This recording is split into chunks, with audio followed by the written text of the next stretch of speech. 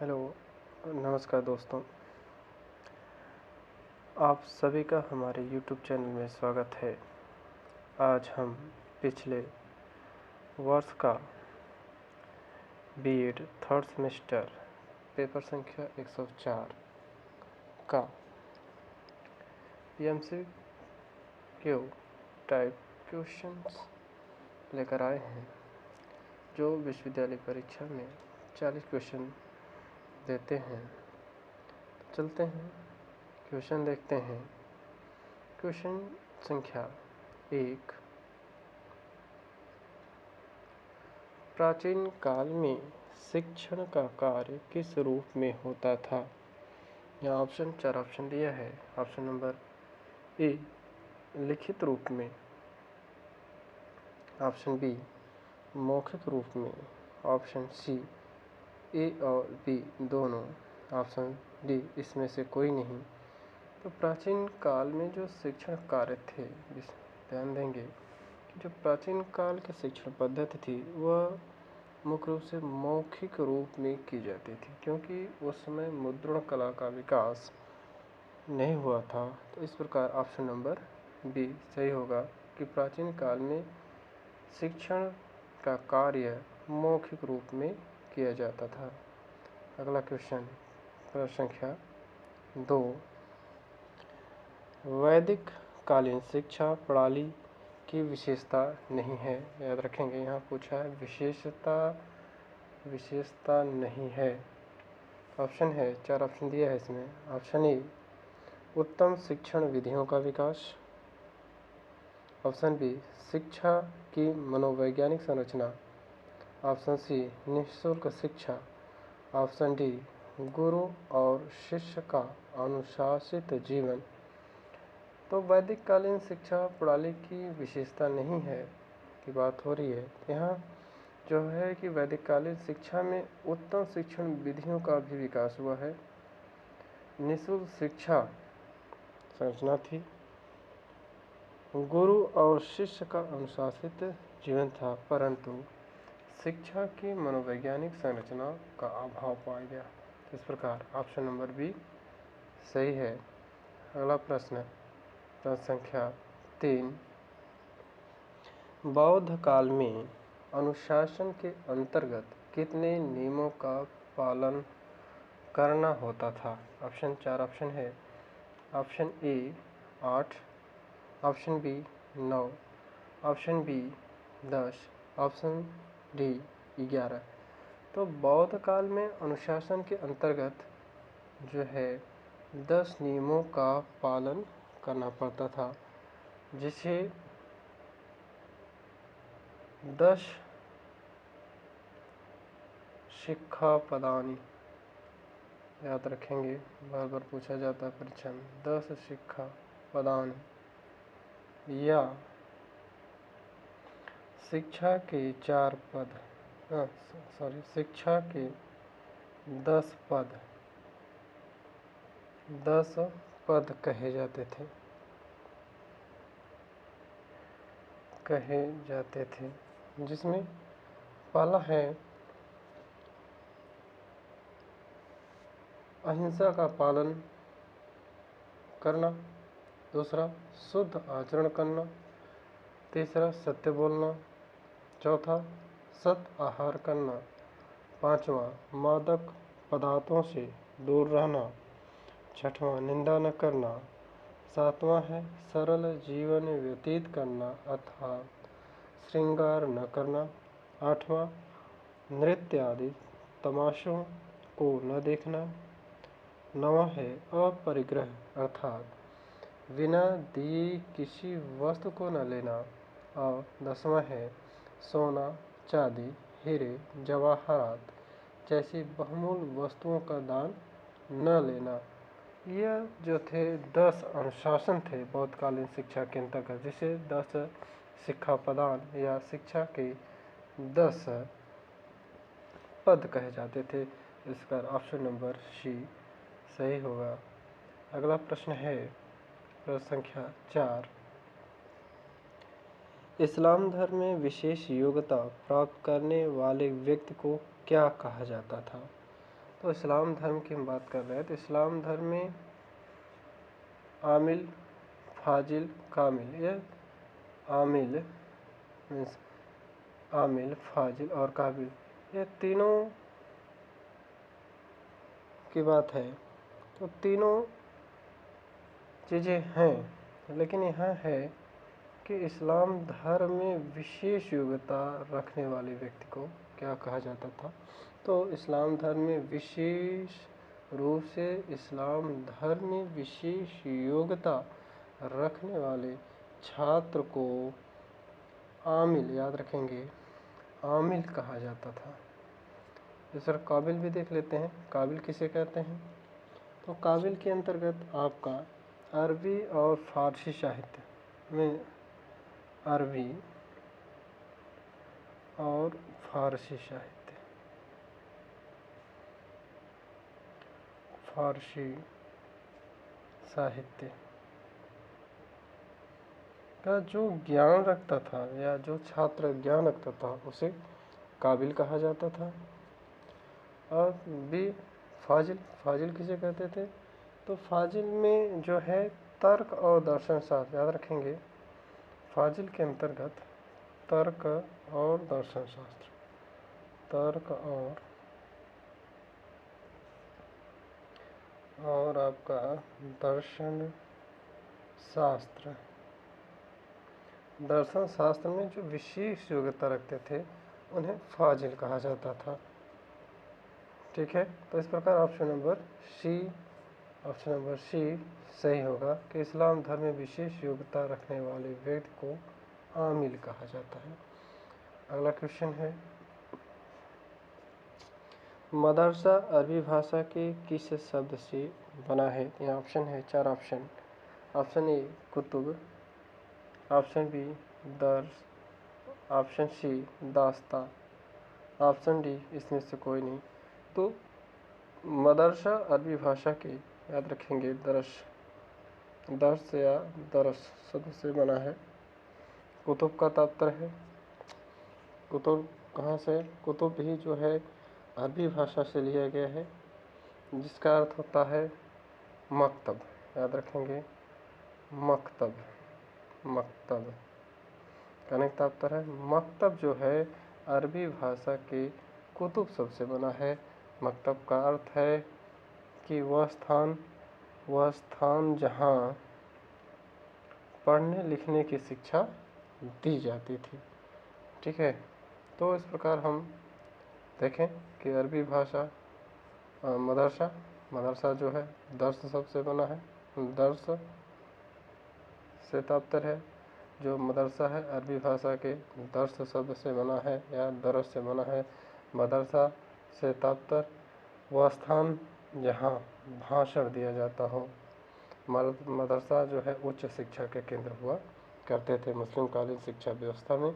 अगला क्वेश्चन है, question number 6, फारसी Quran school में किस प्रकार की शिक्षा दी जाती थी। यहाँ ऑप्शन है फारसी शिक्षा या कुरान शरीफ शिक्षा, ऑप्शन सी है ए और बी दोनों।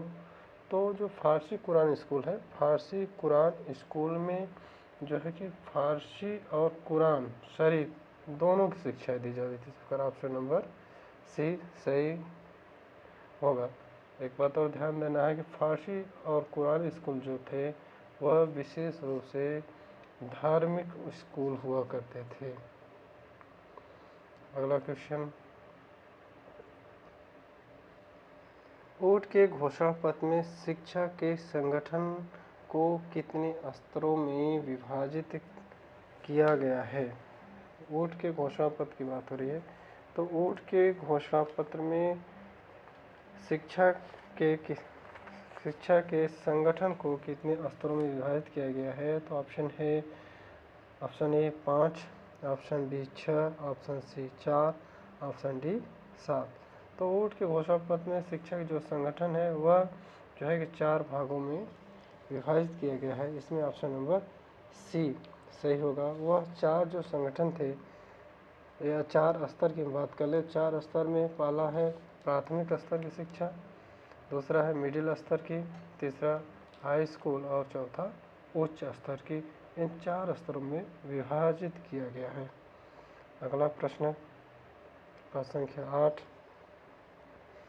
ऊट के घोषणा पत्र में जन शिक्षा के प्रचार के लिए क्या निर्णय लिए गए? इसमें ऑप्शन है, ऑप्शन ए,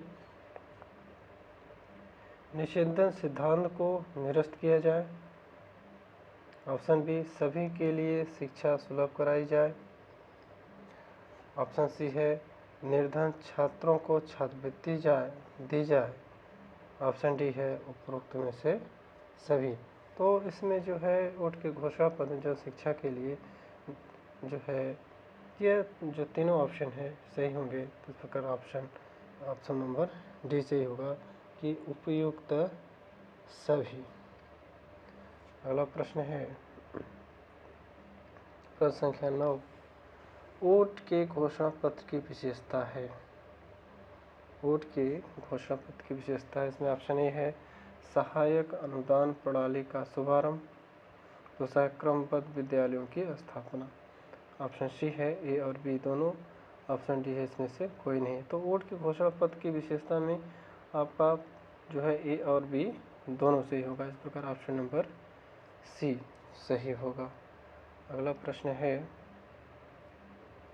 राष्ट्रीय शिक्षा आंदोलन के मुख्य अंग थे। तो राष्ट्रीय शिक्षा आंदोलन के अंतर्गत आपका ऑप्शन 4 ऑप्शन दिए हैं। ऑप्शन ए, स्वराज की प्राप्ति। ऑप्शन बी, स्वदेशी वस्तुओं का उपयोग। ऑप्शन सी, राष्ट्रीय शिक्षा की मांग। और ऑप्शन नंबर डी, उपयुक्त सभी। तो इसमें से जो तीनों ऑप्शन है सब सही हैं कि राष्ट्रीय शिक्षा आंदोलन के जो मुख्य अंग थे, पहला था स्वराज की प्राप्ति, ये भी सही है। बी है स्वदेशी वस्तुओं का उपयोग, ये भी सही है। ऑप्शन सी है कि राष्ट्रीय शिक्षा की मांग, यह भी सही है। इस प्रकार ऑप्शन नंबर डी सही होगा, उपयुक्त सभी। अगला प्रश्न है, राष्ट्रीय शिक्षा संस्थान की स्थापना सर्वप्रथम कहाँ की गई थी? राष्ट्रीय शिक्षा संस्थान की स्थापना सर्वप्रथम कहाँ की गई थी? तो इसमें ऑप्शन है, पहला option A Calcutta, option B Bengal, option C Mumbai, option D इसमें से कोई नहीं। तो इसमें से ऑप्शन नंबर ए सही होगा कि राष्ट्रीय शिक्षा संस्थान की स्थापना सर्वप्रथम कलकत्ता में की गई थी। अगला प्रश्न है प्रश्न संख्या 12, 1813 के आज्ञा पत्र में मैकाले ने क्या सुझाव दिया था? तो इसमें जो है ऑप्शन ए है कि उच्च वर्ग के लिए शिक्षा संस्थाओं की स्थापना। ऑप्शन बी है, भारतीयों को अंग्रेजी भाषा और साहित्य का ज्ञान कराना। ऑप्शन सी है ए और बी दोनों। और ऑप्शन डी है इसमें से कोई नहीं। तो ऑप्शन इसमें जो ऑप्शन सी है यह सही होगा, ए और बी। ए है कि उच्च वर्ग के लिए शिक्षा संस्थाओं की स्थापना कराना, और बी है भारतीयों को अंग्रेजी भाषा और साहित्य का ज्ञान कराना। इस प्रकार ऑप्शन नंबर सी सही होगा। अगला प्रश्न है,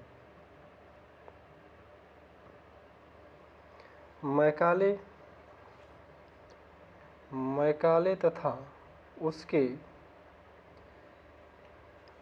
विवरण पत्र से भारतीयों पर क्या प्रभाव पड़ा? इसमें ऑप्शन है, ऑप्शन नंबर ए, भारतीयों में पाश्चात्य सभ्यता एवं संस्कृति का प्रवेश। दूसरा है, भारत में सामाजिक जागरूकता का उदय। ऑप्शन सी है, भौतिक उन्नति का मार्ग प्रशस्त करना। ऑप्शन डी है, उपयुक्त सभी। तो इसमें जो ए बी सी हैं यह तीनों सही है कि भारत में पाश्चात्य सभ्यता एवं संस्कृति का प्रवेश कर, भारत में सामाजिक जागरूकता का उदय, भौतिक उन्नति का मार्ग प्रशस्त करना। तो यह आपका जो है तीनों सही है। इस प्रकार ऑप्शन नंबर डी सही होगा, उपयुक्त सभी। अगला प्रश्न है, राष्ट्रीय शिक्षा नीति या शिक्षा नीति 1854 किसने तैयार की थी? ऑप्शन है इसमें, option A Charles Wood, option B British सरकार, option C East India Company, या इसमें से कोई नहीं। तो शिक्षा नीति 1854 है, वह चार्ल्स वुड ने तैयार की थी। इस प्रकार ऑप्शन नंबर ए सही होगा। अगला प्रश्न है प्रश्न संख्या 15, उच्च शिक्षा के उद्देश्य क्या थे? उच्च शिक्षा के उद्देश्य क्या थे? ऑप्शन है इसमें ए राष्ट्रीय अनुशासन की भावना विकसित करना, ऑप्शन बी विवेकशील नागरिक तैयार करना, ऑप्शन सी आध्यात्मिक विकास करना, ऑप्शन डी उपयुक्त सभी। तो उच्च शिक्षा का जो उद्देश्य है, उच्च शिक्षा के उद्देश्य के अंतर्गत ही आपके तीनों आ जाएंगे। इस प्रकार ऑप्शन नंबर डी सही होगा, उपयुक्त सभी। अगला प्रश्न प्रश्न संख्या 16, ग्रामीण विश्वविद्यालय की स्थापना का सुझाव किस आयोग ने दिया था? ग्रामीण विश्वविद्यालय की स्थापना का सुझाव किस आयोग ने दिया था? तो इसमें चार ऑप्शन है। ऑप्शन ए भारतीय शिक्षा आयोग, ऑप्शन बी विश्वविद्यालय शिक्षा आयोग, ऑप्शन सी कलकत्ता विश्वविद्यालय आयोग, या ऑप्शन डी इसमें से कोई नहीं। तो ग्रामीण विश्वविद्यालय की स्थापना का जो सुझाव था वह विश्वविद्यालय शिक्षा आयोग, जिसे हम राधा कृष्णन आयोग कहते हैं, इन्होंने ही ग्रामीण विश्वविद्यालय की स्थापना का सुझाव दिया था। तो विश्वविद्यालय शिक्षा आयोग 1948-49 याद रखेंगे। इस प्रकार ऑप्शन नंबर बी सही होगा। अगला प्रश्न है प्रश्न संख्या 17, किसकी अध्यक्षता में माध्यमिक शिक्षा आयोग का गठन हुआ था? तो इसमें चार ऑप्शन है। डॉक्टर लक्ष्मण स्वामी मुदालियर, ऑप्शन बी कोठारी आयोग, ऑप्शन सी शिक्षा आयोग, और ऑप्शन डी इसमें से कोई नहीं। तो यहाँ माध्यमिक शिक्षा आयोग की बात हो रही है।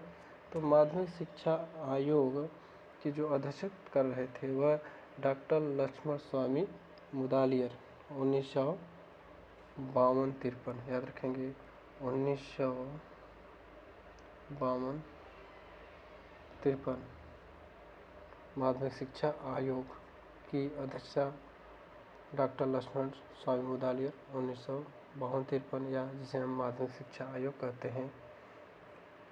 इस प्रकार ऑप्शन नंबर ए सही होगा। अगला क्वेश्चन है क्वेश्चन नंबर 18, मुदालियर कमीशन का कार्य स्रोत क्या था? तो इसमें ऑप्शन है। ऑप्शन ए प्राथमिक शिक्षा, ऑप्शन बी माध्यमिक शिक्षा, ऑप्शन सी उच्च शिक्षा, ऑप्शन डी संपूर्ण। तो मुदालियर कमीशन का जो स्रोत कार्य था वह था माध्यमिक शिक्षा। तो इस प्रकार ऑप्शन नंबर बी सही होगा। अगला क्वेश्चन नंबर आपका 19,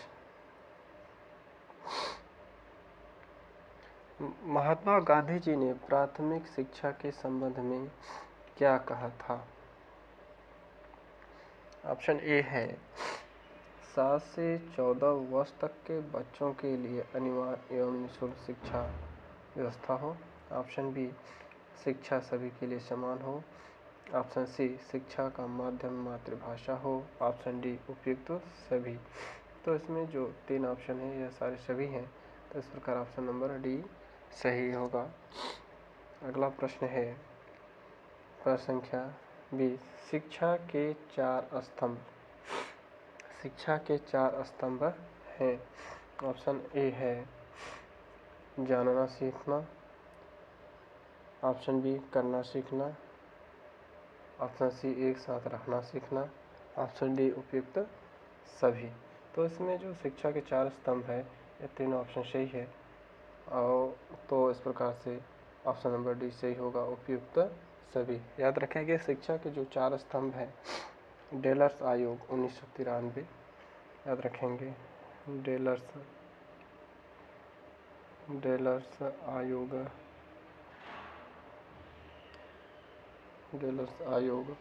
1993 में इन्होंने जो है शिक्षा के 4 स्तंभ दिए थे, जिसमें जानना सीखना, करना सीखना, बनना सीखना, एक साथ रहना सीखना, यह शिक्षा के 4 स्तंभ थे। तो इसमें ऑप्शन नंबर डी सही होगा। अगला क्वेश्चन है, हंसा मेहता समिति का प्रमुख सुझाव क्या था? क्वेश्चन है कि हंसा मेहता समिति का प्रमुख जो सुझाव है वह क्या था? तो हंसा मेहता ऑप्शन दिया है इसमें, अब 4 ऑप्शन है। स्त्री शिक्षा, स्त्री पुरुष की शिक्षा समान हो, स्त्री पुरुष के लिए भिन्न पाठ्यक्रम हो। ऑप्शन सी है ए और दोनों, इसमें से कोई नहीं। तो हंसा मेहता समिति का जो प्रमुख सुझाव था कि जो स्त्री और पुरुष की जो शिक्षा है, जो पाठ्यक्रम है, जो पाठचर्या है, वह समान होना चाहिए। वह क्या होना चाहिए? समान होना चाहिए। पुरुष और स्त्रियों के पाठ्यक्रम में किसी भी प्रकार से कोई भी भेदभाव नहीं होना चाहिए। इस प्रकार से ऑप्शन नंबर ए सही होगा। अगला प्रश्न है प्रश्न संख्या 22।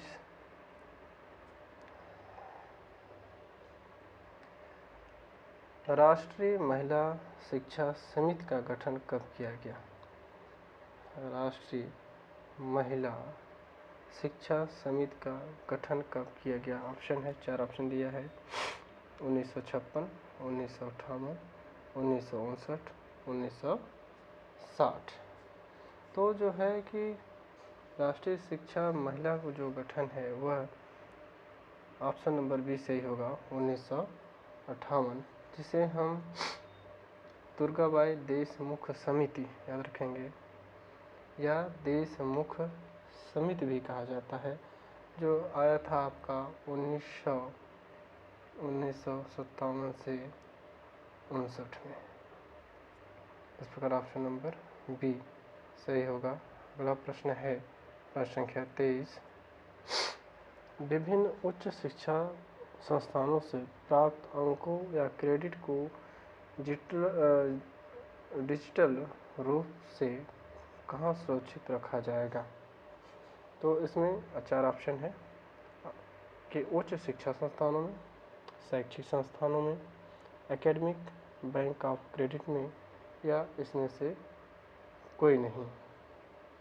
तो जो विभिन्न उच्च शिक्षा संस्थानों से प्राप्त अंकों या क्रेडिट को डिजिटल रूप से रखने की बात है, तो इसमें ऑप्शन नंबर जो है कि बी, ऑप्शन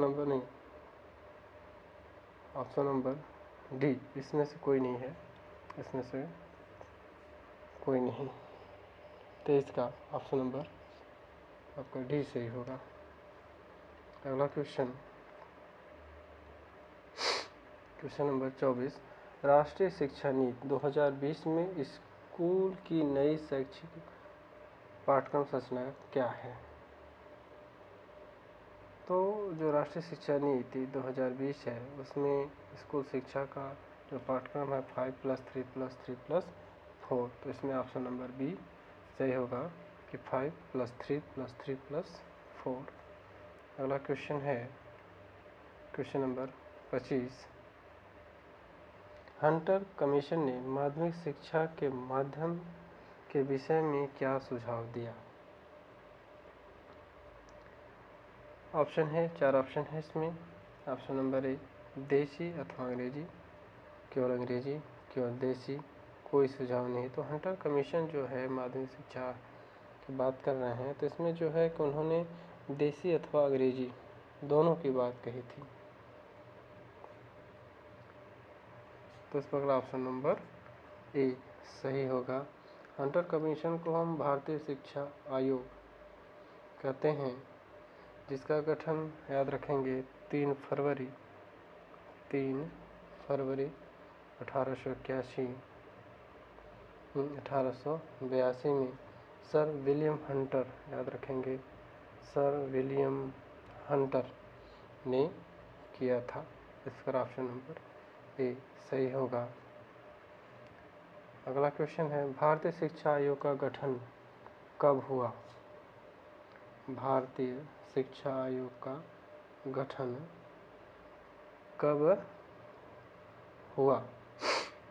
तो भारत ऑप्शन है, option number A 1854, option B 1857, option C 1882, option C 1885। तो जो भारतीय शिक्षा आयोग की हम बात करें, भारतीय शिक्षा आयोग का गठन जो है 3 फरवरी, याद रखेंगे, 3 फरवरी 1882 में सर विलियम हंटर ने किया था। इस प्रकार ऑप्शन नंबर सी सही होगा, 1882। अगला प्रश्न है, ऊट के घोषणा पत्र में कितने अनुच्छेद का अभिलेख है? ऑप्शन है, option number A 99, option B 100, option C 200, option D 150। तो ऊट के घोषणा पत्र में अनुच्छेद की बात करें तो ऊट के घोषणा पत्र में जो अनुच्छेद की बात है तो वह 100 अनुच्छेद की बात कही गई है, जिसमें 100 अनुच्छेद थे। इसका ऑप्शन नंबर बी सही होगा। अगला प्रश्न है, वर्धा शिक्षा सम्मेलन को और किस नाम से जानते हैं? ऑप्शन है, अखिल भारतीय राष्ट्रीय शिक्षा सम्मेलन, राष्ट्रीय शिक्षा सम्मेलन, भारतीय शिक्षा आयोग, या इसमें से कोई नहीं। तो वर्धा शिक्षा सम्मेलन को अन्य नाम जो है अखिल भारतीय राष्ट्रीय शिक्षा सम्मेलन, ऑप्शन नंबर ए सही होगा। जो सम्मेलन हुआ वह 1937 में, याद रखेंगे, 1937। अगला क्वेश्चन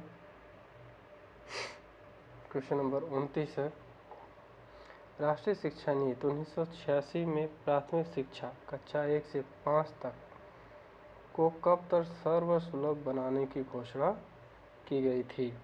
तो इसमें ऑप्शन है, option A 1990, option B 1992, option C 1995, option D 2000। तो यहाँ बात है प्राथमिक शिक्षा जो 1 से 5 तक है, उसे सर्वसुलभ की बात है, तो जो है कि 1995 तक की बात कही गई है। तो इस प्रकार ऑप्शन नंबर सी सही होगा। अगला प्रश्न है, प्रश्न संख्या 30, भारत सरकार अधिनियम 1935 किस सन में लागू किया गया? किस सन में लागू किया गया? ऑप्शन है A 1934, option B 1935, option C 1937, option D 1938। तो भारत सरकार अधिनियम 1935 को किस सन में लागू किया गया? तो याद रखेंगे 1937 को, ऑप्शन नंबर सी है। जो लागू हुआ है वह 1 अप्रैल 1937, याद रखेंगे पूरा, 1 अप्रैल 1937। ऑप्शन नंबर सी सही होगा। अगला प्रश्न है, विश्वविद्यालय अनुदान आयोग की स्थापना कब की गई? विश्वविद्यालय अनुदान आयोग की स्थापना कब की गई? तो ऑप्शन ए है 1948, option B 1949, option C 1954, option C 1966। तो विश्वविद्यालय अनुदान आयोग की जो स्थापना है सर्वप्रथम 1948 में की गई थी। इस प्रकार ऑप्शन नंबर ए सही होगा। अगला प्रश्न है, प्रश्न संख्या 33, राधा कृष्णन आयोग ने मुख्य रूप से किसके संबंध में सुझाव दिया? तो इसमें ऑप्शन दिया है प्राथमिक शिक्षा के संबंध में, माध्यमिक शिक्षा, उच्च शिक्षा, या इसमें से कोई नहीं। तो जो राधा कृष्णन आयोग है उनका जो सुझाव था वो उच्च शिक्षा के संबंध में था। तो इस प्रकार ऑप्शन नंबर सी है राधा कृष्ण आयोग को विश्वविद्यालय शिक्षा आयोग भी कहते हैं, याद रखेंगे। राधा कृष्ण आयोग को विश्वविद्यालय शिक्षा आयोग जो आया था आपका सन 1948-49 में, 1948-49 विश्वविद्यालय शिक्षा आयोग से नाम से भी जाना जाता है। अगला प्रश्न है प्रश्न संख्या 33। भारत में राष्ट्रीय एकता की शिक्षा के कौन कौन से साधन हैं? तो इसमें चार ऑप्शन है। प्रौढ़ शिक्षा, जनसंचार शिक्षा, स्वैच्छिक शिक्षा संस्था, उपयुक्त सभी। तो इसमें जो है उपयुक्त सभी हो जाएंगे, ऑप्शन नंबर डी सही होगा। अगला प्रश्न है प्रश्न संख्या 34। किस अनुच्छेद में कहा गया है कि किसी भी नागरिक को वंश, धर्म, जाति, भाषा के आधार पर कोई प्रतिबंध नहीं होगा? इसमें चार ऑप्शन है। अनुच्छेद 35, अनुच्छेद 29, अनुच्छेद 30 और अनुच्छेद 33। तो अनुच्छेद इसमें जो है अनुच्छेद 29 में ऑप्शन नंबर बी सही होगा कि अनुच्छेद 29 के तहत अनुच्छेद 29 के तहत किसी भी नागरिक को वंश, धर्म, जाति, भाषा के आधार पर कोई प्रतिबंध नहीं होगा। अगला प्रश्न है प्रश्न संख्या 35। प्रजातंत्र में शिक्षा के उद्देश्य हैं। ऑप्शन है प्रजातांत्रिक मूल्यों का विकास करना, ऑप्शन बी सामाजिक दृष्टिकोणों का विकास करना, ऑप्शन सी ए और बी दोनों, और ऑप्शन डी है इसमें से कोई नहीं।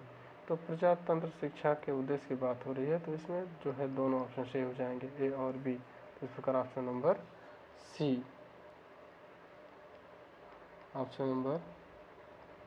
सी सही होगा। अगला क्वेश्चन है क्वेश्चन नंबर 36। SNDT की स्थापना किसने की थी? SNDT की स्थापना किसने की थी? तो इसमें ऑप्शन है महर्षि डॉक्टर घोड़ो Keshav Karve, option B Shrimati Indira Gandhi, option C Annie Besant. इसमें से कोई नहीं। तो SNDT की जो स्थापना है महर्षि डॉक्टर घोड़ो केशव कर्वे ने किया था 1900, याद रखेंगे 1916 में।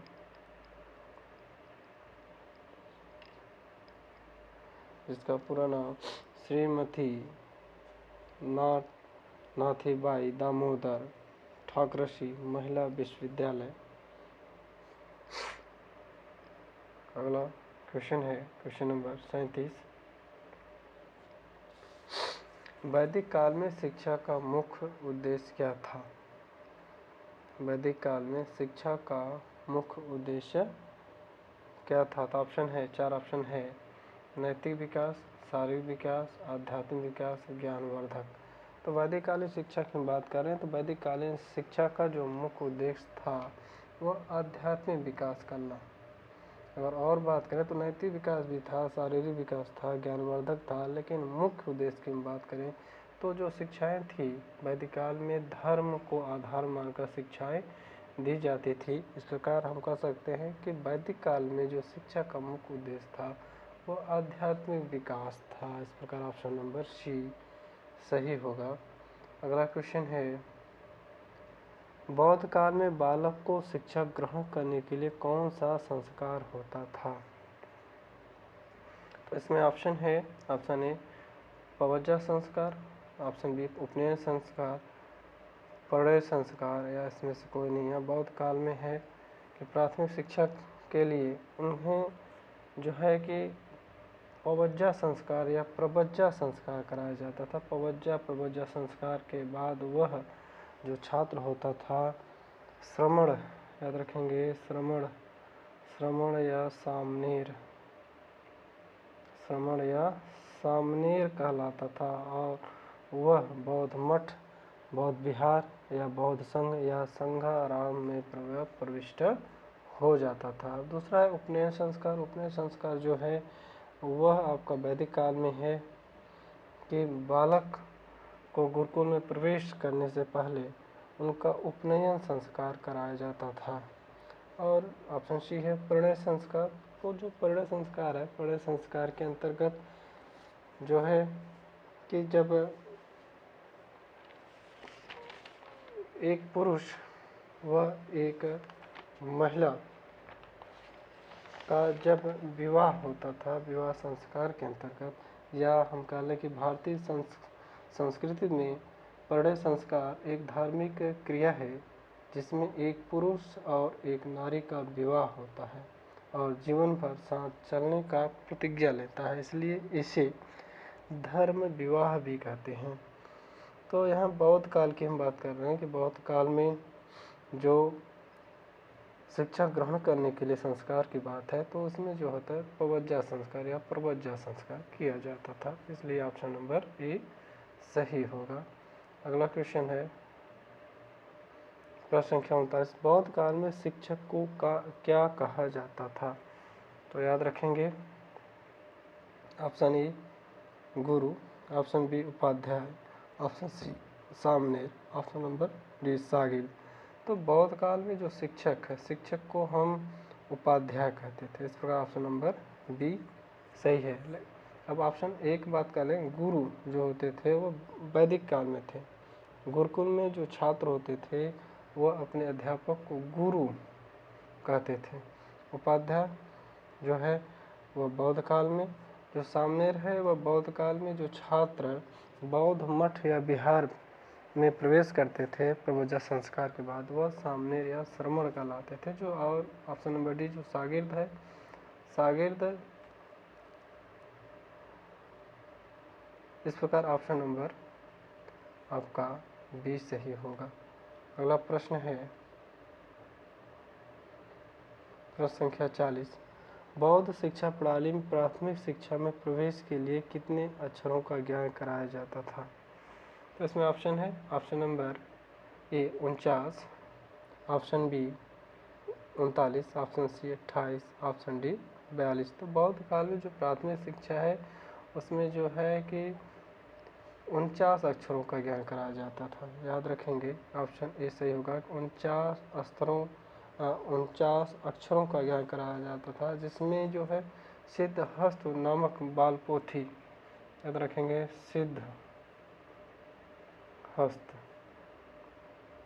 सिद्धहस्त नामक बाल पोथी का अध्ययन कराया जाता था। इस प्रकार ऑप्शन नंबर ए सही होगा।